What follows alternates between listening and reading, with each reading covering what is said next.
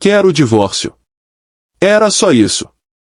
3 palavras frias, secas, enviadas por mensagem de texto, enquanto eu ainda estava no meio de uma reunião sobre um projeto milionário. Não houve explicação, não houve contexto. Só a sentença.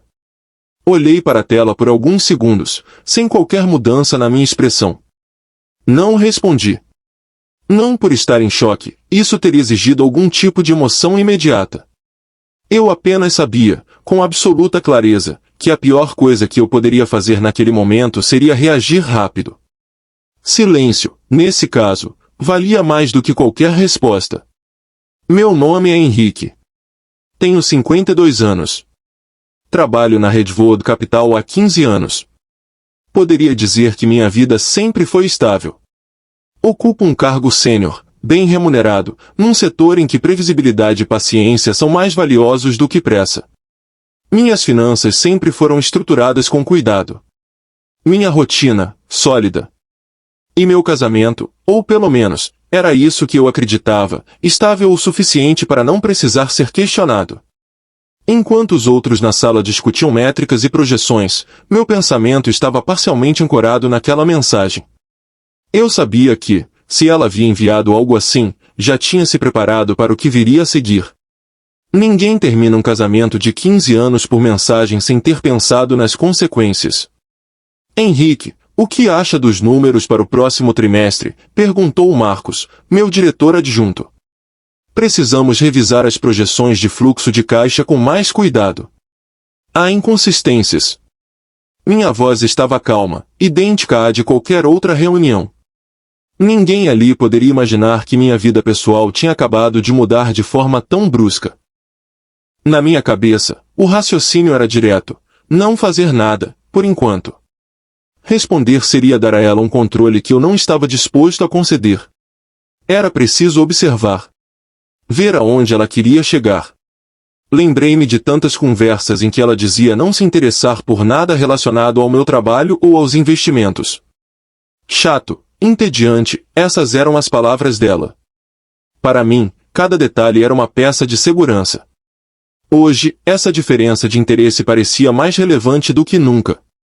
O telefone vibrou novamente. Não era ela. Um e-mail interno sobre um relatório que precisava ser assinado. Continuei como se nada tivesse acontecido. No intervalo da reunião, sentei-me à minha mesa e apenas escrevi uma nota mental. Ela. Não comentei nada no trabalho. Nenhum comentário, nenhuma expressão diferente do habitual. Continuei participando das reuniões, respondendo e-mails, revisando planilhas. Por dentro, porém, minha atenção estava voltada para outra tarefa, e essa não estava no calendário da empresa. Assim que voltei para minha sala, abri o laptop pessoal. Comecei pela conta conjunta mais óbvia, aquela que ela conhecia e movimentava de vez em quando. Saldo dentro do esperado. Em seguida, passei para as contas de investimento, fundos, aplicações no exterior. Algumas delas, ela provavelmente nem sabia que existiam. Não porque eu tivesse escondido, mas porque ela nunca quis entender. Isso é coisa sua, Henrique. Não tenho paciência para essas coisas chatas. Sempre foi assim. Revisei cada registro, cada transferência, cada documento. Não era paranoia, era protocolo. Ao longo de anos, estruturei nossas finanças para que estivessem protegidas de riscos, inclusive de decisões impulsivas. Algumas contas estavam vinculadas a trustes corporativos, outras a estruturas empresariais que exigiam aprovação formal para qualquer movimentação. Eu sempre vi isso como segurança. Ela via como burocracia. Enquanto revisava, pensei em como ela, tantas vezes, zombou do meu trabalho. Dizia que eu passava tempo demais mexendo com números e que devia relaxar mais. O que ela nunca entendeu é que cada detalhe daquilo era uma peça de controle. Não controle sobre ela, mas sobre o nosso futuro. E, ironicamente, agora isso me dava uma vantagem que ela ainda não percebia. Peguei o telefone e liguei para o gerente de um dos bancos. Preciso que confirme se todos os acessos externos continuam bloqueados, pedi. Sim, senhor. Não houve nenhuma tentativa recente de solicitação, respondeu ele. Ótimo. Mantenha-me informado se algo mudar. Fechei a ligação e continuei. Era como revisar um tabuleiro antes de uma partida, saber onde estão todas as peças antes de fazer o primeiro movimento. E, por enquanto, meu movimento era não me mover. Meu raciocínio era simples, ela provavelmente já estava conversando com advogados. Talvez até tenha tomado decisões baseadas em suposições sobre o que temos. Suposições, no caso dela, quase sempre vinham sem números reais. No final da tarde, enquanto finalizava um relatório para a diretoria, chegou um e-mail. O remetente não me era familiar, mas o domínio indicava um grande escritório de advocacia. Abri. Era formal, direto. Fomos contratados para representá-la no processo de dissolução matrimonial. Solicitamos o envio imediato da relação de bens, ativos e passivos, conforme exigido pela legislação vigente. Não senti raiva nem pressa. Apenas anotei mentalmente, a partida começou oficialmente. A sala de reuniões do escritório de advocacia tinha aquele ar impessoal que me agradava. Quanto menos conforto, mais rápido as pessoas querem encerrar uma conversa. Sentei-me sem pressa, colocando a pasta sobre a mesa, e cumprimentei os dois com um aceno breve. O advogado dela, um homem de uns 40 e poucos anos, iniciou o discurso com segurança ensaiada. Henrique, vou ser direto. A Marina quer resolver isso de forma amigável. Ela entende que tem direito a uma parte justa dos ativos, a casa e a metade da sua aposentadoria. É um acordo razoável. Olhei para ela. Nenhuma expressão. Apenas o distanciamento calculado de quem já decidiu que a história terminou há muito tempo. E como chegaram a esses números? Perguntei, a voz neutra. Com base no padrão de vida do casal e nos bens que sabemos que vocês possuem. Ele enfatizou o sabemos como se fosse um trunfo. Deixei um pequeno silêncio antes de responder. Vocês já revisaram toda a estrutura das nossas contas? O advogado trocou um olhar rápido com ela. Temos informações suficientes para prosseguir. Essa resposta me disse mais do que qualquer documento poderia. Eles não tinham ideia da complexidade real e estavam partindo do pressuposto de que tudo era simples, conta conjunta, imóveis, aplicações visíveis. O que estava protegido por estruturas corporativas e trustes, eles nem imaginavam. Entendo. Fechei a pasta sem sequer abri-la. Vou revisar tudo com calma e retorno. O advogado se inclinou para a frente. Seria bom resolvermos isso logo. Evita desgaste para ambos. Claro. Ninguém aqui quer desgaste desnecessário. Minha voz não tinha ironia. Era pura cortesia profissional. Levantei-me antes que alguém tivesse a chance de alongar o encontro. Marina não disse nada. Não esperava que dissesse. Ela queria que eu demonstrasse defesa ou indignação, mas a ausência de reação era mais eficaz. Ao sair, pensei no que viria a seguir. O que para eles parecia um recuo, para mim era apenas a fase de observação. Eu já sabia que a pressa era inimiga de quem tem algo a perder. E, nesse caso, não era eu quem corria contra o tempo. Voltei ao escritório no mesmo dia fingindo que a reunião tinha sido apenas mais um compromisso rotineiro. Ninguém precisava saber. Mantive a expressão neutra, mas por dentro já estava organizando a sequência de passos. Naquela noite, sentei-me na mesa do home office e comecei a revisar cada conta com mais atenção. Não era uma corrida contra o tempo, era um processo de consolidação. Algumas aplicações que estavam em formato mais líquido foram realocadas para estruturas com prazos e autorizações específicas. Totalmente legal, totalmente previsível para quem entende do assunto, mas invisível para quem nunca se interessou em aprender como as coisas funcionam. Peguei o telefone e liguei para o Marcelo, meu consultor de investimentos. Marcelo, precisamos suspender as transferências automáticas da conta A para a conta B. Quero que tudo fique estático por enquanto. Entendido, Henrique. Algum motivo específico? Precaução. Nada urgente, mas quero tudo sob controle. Ele sabia que, quando eu usava a palavra precaução, era melhor não fazer mais perguntas. Ao mesmo tempo, comecei a compilar documentos que comprovassem a origem e a finalidade de cada ativo. Contratos antigos, registros de reuniões de conselho, atas de deliberação. Muitos desses itens eram de fácil compreensão para mim, mas para qualquer leigo, soariam como um labirinto.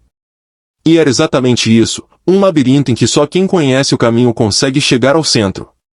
Enquanto trabalhava, lembrei-me de quando Marina dizia que meu trabalho era monótono. Ela nunca entendeu que monotonia, no meu mundo, era sinônimo de segurança. Nenhum movimento brusco, nenhuma exposição desnecessária. Na manhã seguinte, enviei mensagens para 2 gerentes de banco confirmando bloqueios administrativos em determinadas contas corporativas. Não havia urgência visível, mas, na prática, eu estava fechando portas pelas quais ela ou seu advogado poderiam tentar entrar. Durante um almoço rápido com Marcos, meu diretor adjunto, ele comentou: "Você anda mais calado ultimamente. Estou focado em alguns assuntos pessoais. Nada que vá afetar o trabalho." Ele apenas assentiu. No ambiente corporativo, discrição é uma moeda valiosa. Ao final daquela semana, já tinha redesenhado o mapa financeiro de forma que qualquer tentativa de invasão encontraria barreiras legítimas e documentadas. Nada disso era ocultação, era administração preventiva. No domingo à noite, revisei pela última vez a pasta de documentos que prepararia para o advogado que eu ainda escolheria. Não havia pressa. Cada dia que passava sem eu reagir criava uma falsa sensação de vantagem para o outro lado. Era exatamente essa sensação que eu queria alimentar. Quando fechei o computador, senti uma clareza que não tinha desde o dia da mensagem. Eu não precisava confrontar nem discutir. Eu só precisava continuar controlando o que sempre esteve sob meu controle. Na segunda-feira, agendei uma reunião com o advogado que eu havia escolhido depois de uma seleção cuidadosa. Ricardo era especializado em direito empresarial e sucessório, não exatamente um advogado de divórcios. Foi de propósito. Eu não queria alguém que pensasse em termos emocionais, queria alguém que pensasse em termos de estruturas e precedentes. Quando cheguei ao escritório dele, fomos direto ao ponto. Henrique, já li o e-mail do advogado dela. A proposta é ousada. Eles não têm noção de como as coisas estão estruturadas, Ricardo. Isso é claro para você. Claríssimo. Eles estão tratando como se todo o patrimônio fosse um bloco único e líquido. E não é. Passei a ele a pasta com os documentos que havia preparado na semana anterior. Quero que você leia com atenção e me diga onde estão as vulnerabilidades reais. O resto, deixamos quieto. Ele folheou algumas páginas, balançou a cabeça e sorriu de leve. Henrique, se o objetivo dela é fazer pressão, você está alguns passos à frente. Isso aqui não é simples de desmontar. Ficamos conversando sobre a ordem das respostas, sobre o que valia a pena entregar agora e o que deveria ser mantido até uma exigência formal. Para cada ponto, definimos um critério. Se era inevitável, seria apresentado de forma técnica. Se era questionável, seria postergado.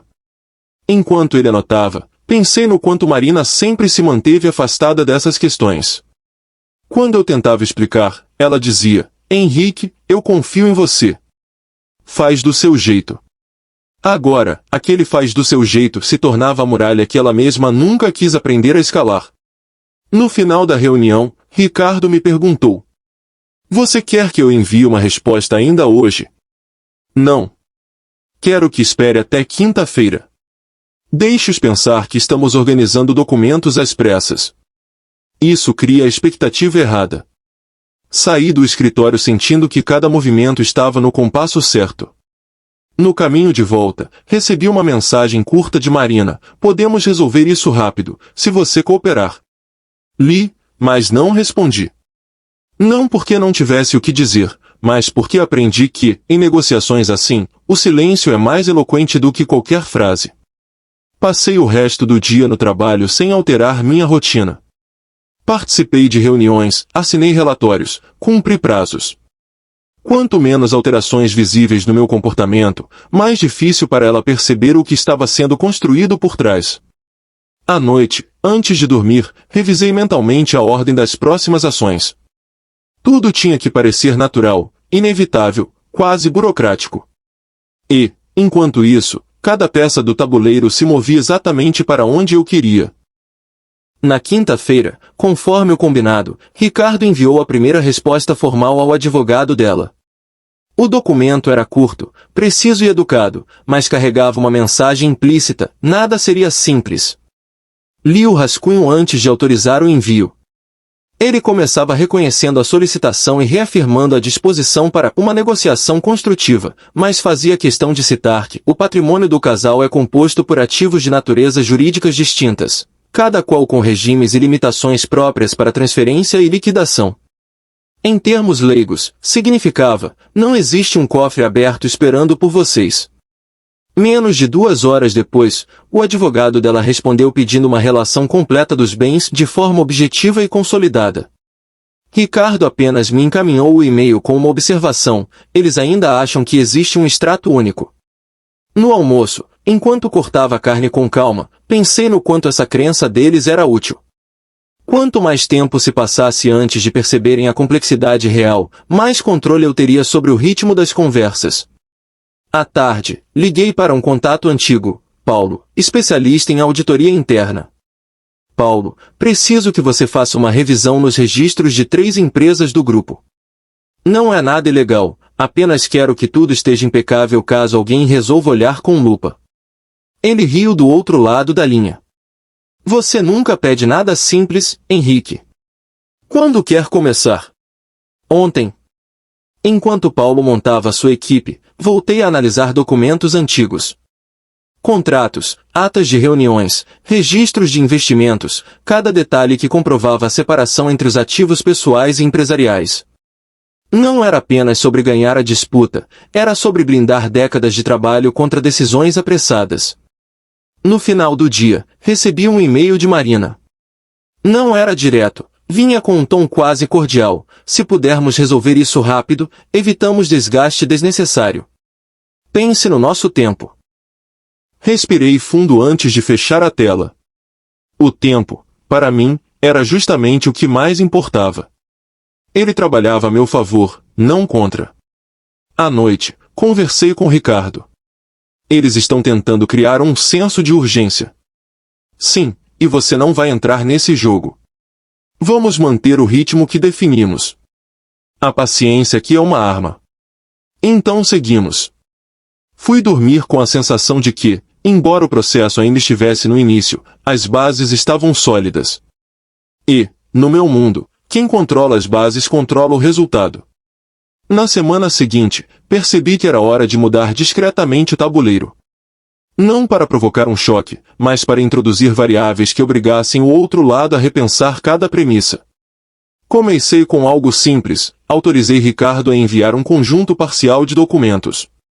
Não eram falsos, nem irrelevantes, mas cuidadosamente selecionados para revelar a complexidade sem entregar a lógica completa. Um mosaico com peças faltando.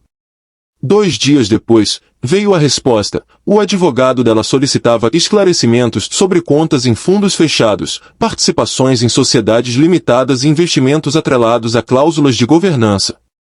Ricardo me ligou assim que recebeu. Eles perceberam que não tem um mapa. E não vão ter. Pelo menos não agora. Enquanto isso, pedi a Paulo que finalizasse o relatório de auditoria. O documento, além de impecável, incluía notas técnicas sobre restrições legais para liquidação de determinados ativos.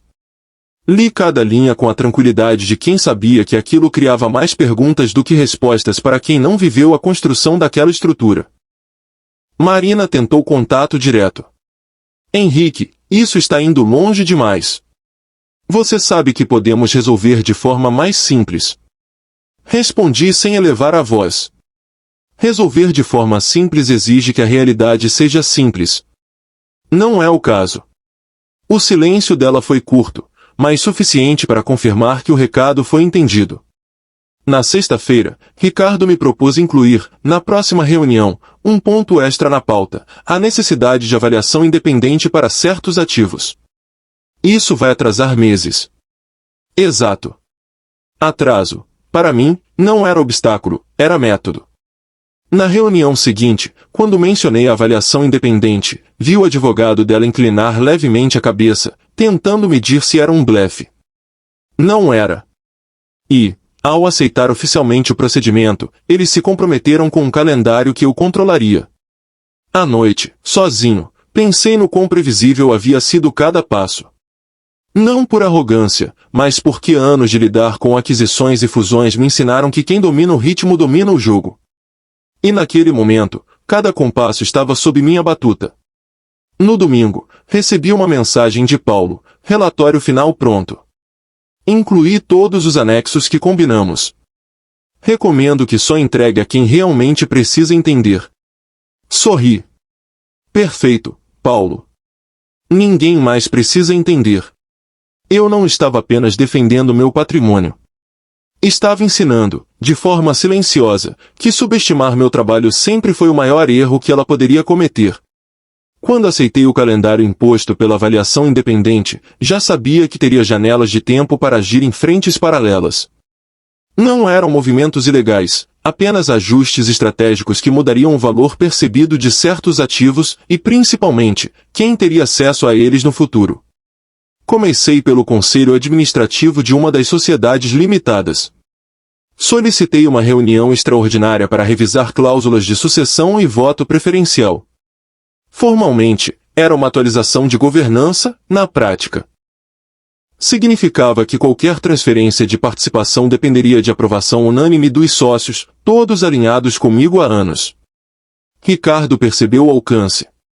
Se ela tentar assumir essas cotas, vai bater numa parede. Não vai nem ver a parede. Vai achar que nunca existiu porta.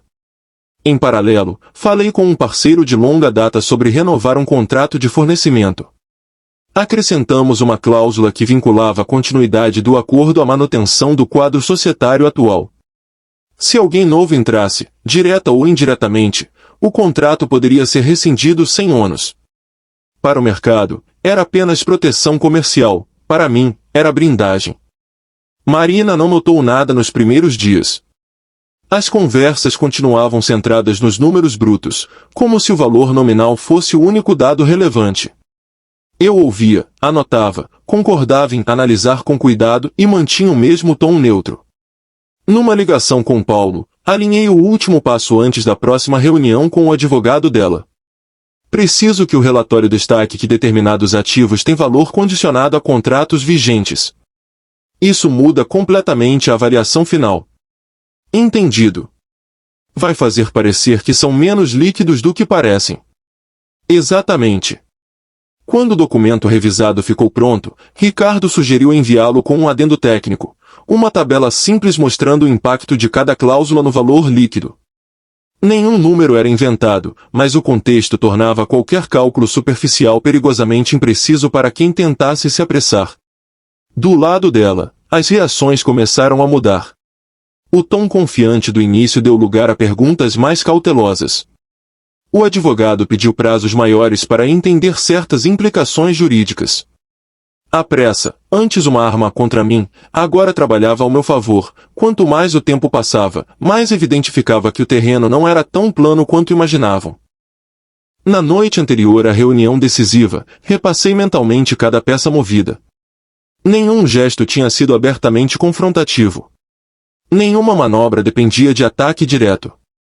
Era tudo arquitetura silenciosa, moldada pela compreensão íntima de um sistema que ela nunca quis conhecer. O plano não era destruir nada. Era simplesmente mostrar que, sem mim, nada funcionaria como antes. E que esse antes estava acabando.